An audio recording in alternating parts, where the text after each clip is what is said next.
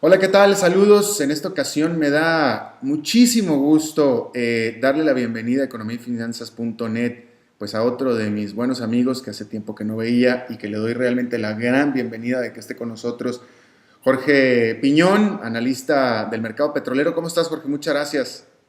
Muchas gracias a ti, Alberto. Gusto estar contigo. Gracias y te agradezco mucho. Bueno, Jorge, el mercado petrolero, la industria petrolera no ha dado tanta noticia en los últimos meses en términos de las fluctuaciones de los precios. Y en el mercado petrolero yo creo que no news is good news, no noticias son buenas noticias.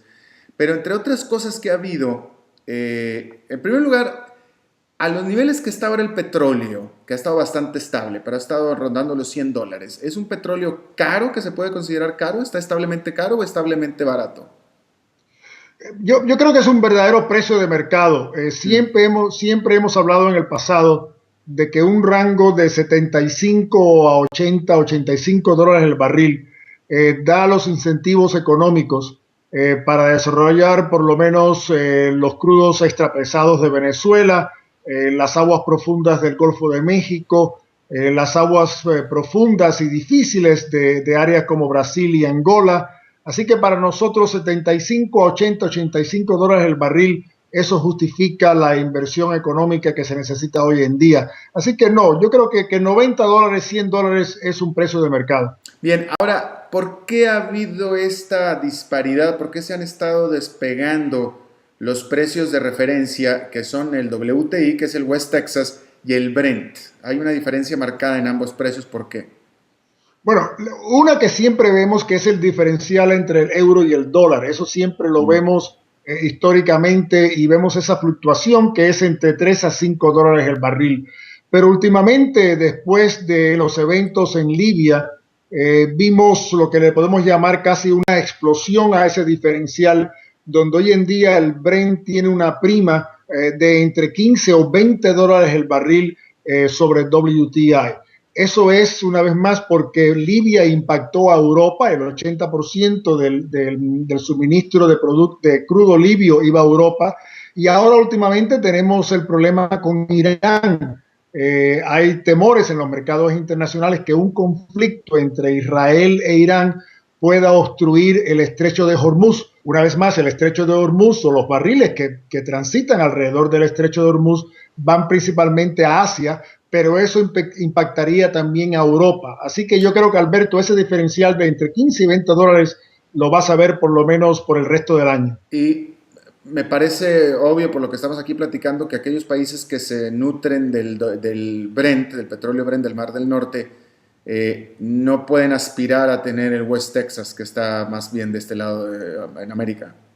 Correcto. Lo interesante del caso es que la dependencia petrolera de los Estados Unidos también está cambiando. Recuerda que nuestro primer suministrador hoy en día es Canadá. Es Ujú. decir, Canadá casi son 2.500, perdón, 2.5 millones de barriles diarios que Canadá suministra a este país.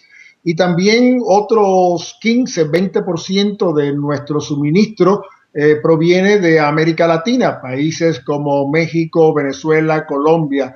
Así que los Estados Unidos hoy en día, aunque sí dependen todavía de países como Arabia Saudita, la dependencia de esos barriles es mucho menos. Por cierto, Angola también últimamente, Alberto, es uno de los nuevos suministradores de crudo a los Estados Unidos. Así que la dependencia de Estados Unidos está cambiando y por eso tú ves ahora un impacto mucho más fuerte en lo que es Asia e Europa. Bueno, por cierto que ahora que estás hablando de eso, ¿qué tantas posibilidades hay, Jorge, de que aumente la autosuficiencia de Estados Unidos? Y estoy pensando en el potencial petróleo que está en las profundidades del Golfo de México y también el que está en Alaska, que aparentemente hay muchísimo petróleo en ambas partes. Yo creo que va a ser importante en los próximos 5 o 10 años. También hay un gran factor, Alberto, que es de gran conflicto aquí en los Estados Unidos y es un nuevo oleoducto que se quiere construir que se llama Keystone, que es un oleoducto que va a venir desde el Canadá hasta la costa del Golfo de los Estados Unidos para suministrar las grandes refinerías, que va a traer el petróleo que va a provenir de las arenas bituminosas del Canadá. Los medioambientalistas están verdaderamente opuestos a la construcción de ese oleoducto por el impacto que pueda tener. Pero si ese oleoducto, el Keystone Pipeline, se llega a terminar y se llega a construir, eso va a ser desde el punto de vista de la seguridad nacional de los Estados Unidos un importante paso. ¿Qué tanto va a ser Brasil importante como proveedor de petróleo a Estados Unidos, tomando en cuenta que Brasil está en ciernes de ser una potencia petrolera? Muy importante, pero también lo que Brasil va a aportar a la región es cierta estabilidad. Hemos visto como en los últimos años la producción de México ha estado en decline. Hemos visto como las grandes reservas que tiene Venezuela no se han podido desarrollar y ahora de pronto tenemos este nuevo gigante petrolero en la región. Por cierto, nuestros estudios indican que en los próximos 2 años Brasil va a ser el mayor productor de petróleo en América Latina, superando la producción de Venezuela. Así que Brasil tiene importancia no solamente por los barriles que puede suministrar a los Estados Unidos, pero también que va a traer cierta estabilidad en la región por su nueva producción vis-a-vis Venezuela, vis-a-vis México. Claro, por supuesto. Por cierto, hablando de Brasil, Jorge Piñón, hubo algunas noticias durante este mes acerca de un derrame que habría sucedido enfrente de las costas de Río de Janeiro por parte de Chevron, esta empresa petrolera norteamericana, que es la tercera operadora de petrolera en Estados Unidos, en una perforación en estas que están haciendo tan importantes. Incluso que el gobierno de Brasil habría suspendido sus negocios con Chevron. Se dijo esto, pero no se habló tanto sobre la magnitud del derrame. Yo quiero preguntarte si tú sabes algo. Sí, bueno, en primera lo que ha sucedido es que Chevron tuvo un derrame en uno de sus pozos de aguas profundas, que desde el punto de vista de volumen, desde el punto de vista de la magnitud, no fue tan grande. Se reporta que fueron alrededor de 2.400 barriles en total. Por ejemplo, el Exxon Valdez fueron 500,000, medio millón de barriles, y el Deepwater Horizon fueron 5 millones de barriles. Es cierto que la Agencia Nacional de Petróleo, que es la agencia reguladora de Brasil, ha suspendido las operaciones de Chevron temporalmente. El problema aquí ha sido gestión. Por alguna razón todavía nosotros o las compañías petroleras no entienden y no le dan importancia a lo que es la transparencia que es necesaria al comienzo de este tipo de evento, principalmente con las agencias regulatorias. Y yo creo que el problema que ha habido entre ANP y la Chevron no ha sido por el volumen o la magnitud del evento, sino por la falta de transparencia. Parece que había un plan de gestión, había un plan de contingencia que no se llevó a cabo en la forma que estaba supuesto a haberse llevado a cabo. ANP le había pedido a Chevron unos videos sobre el evento. Esos videos que supuestamente iban a ser entregados no fueron entregados. Así que, como puedes ver, yo creo que no fue la magnitud del evento, sino la forma que se gestionó todo el proceso, y esto va a servir de lección no solamente a Chevron, pero también a muchos otros operadores de cómo nos tenemos que comportar. Dime una cosa, te voy a hacer una pregunta media jalada de los cabellos, porque tú que estuviste en alguna petrolera, tú fuiste presidente para América Latina de Conoco, porque la nota habla de que Chevron le mandó, de que Brasil suspendió actividades de Chevron hasta que no se aclarara este suceso. Pero este es un pozo que está a cientos de kilómetros o más de 100 kilómetros afuera de la costa.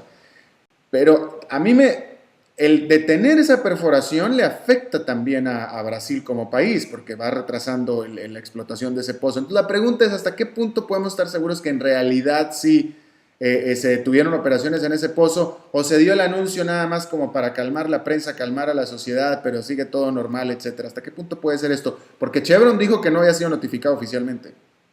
Bueno, yo creo, por cierto, la compañía no era Conoco, era Amaco, Alberto, para la cual yo trabajaba. Amaco, bueno, la dislexia funcionando. Sí, sí. Pero yo creo que el mensaje es importante. Sí, estoy de acuerdo contigo. Yo creo que parte de lo que la ANP está tratando de hacer es de mandar un mensaje. Por ejemplo, las multas que le han sido puestas a Chevron hasta ahora de $28 millones. Esos son, es decir, $28 millones para una compañía como Chevron es totalmente insignificante.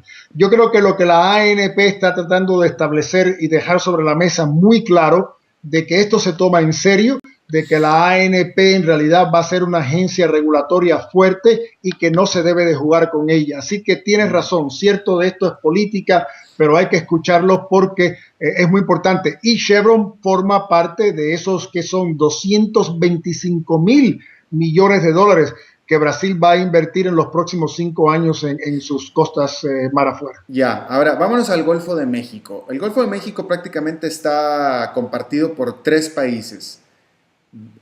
Estados Unidos, uno de ellos es Estados Unidos, que no puede perforar el Golfo de México porque tiene ahí problemas de regulación, etcétera.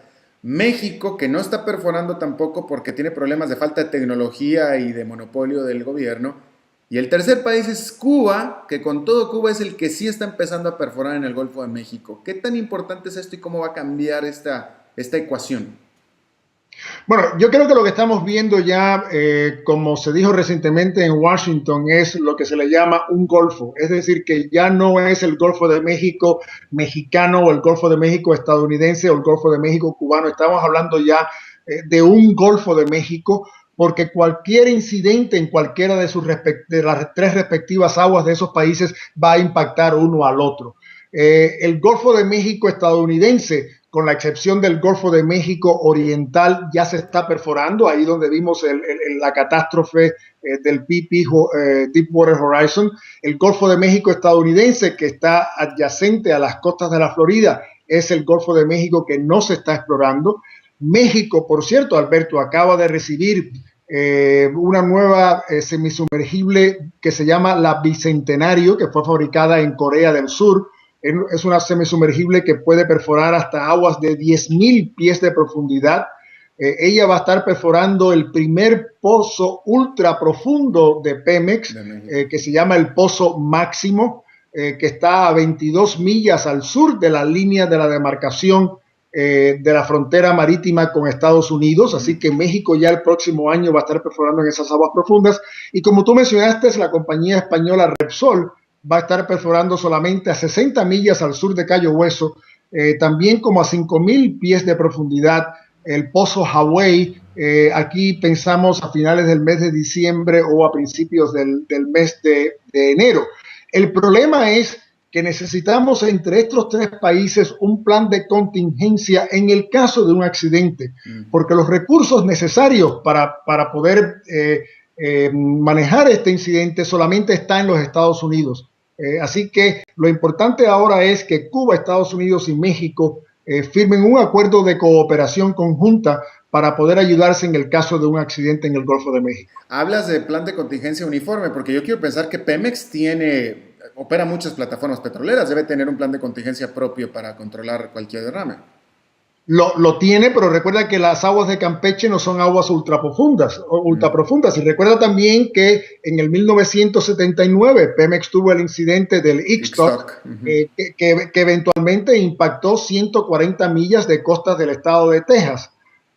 Y mira, Alberto, lo que pasó con el Deepwater Horizon. Aquí estamos, una compañía como BP, una compañía como Transocean, compañía con mucha experiencia. Nunca ninguno de nosotros nos hubiéramos imaginado que un evento como el del Deepwater Horizon hubiera sucedido, menos todavía que hubiera tomado tanto tiempo poder controlarlo. Claro. Eso nos enseña la complejidad de perforar en estas aguas ultraprofundas. En menos de un minuto, Jorge, ¿nos puedes decir qué tan importante es lo que está buscando Cuba en términos de cantidad de petróleo?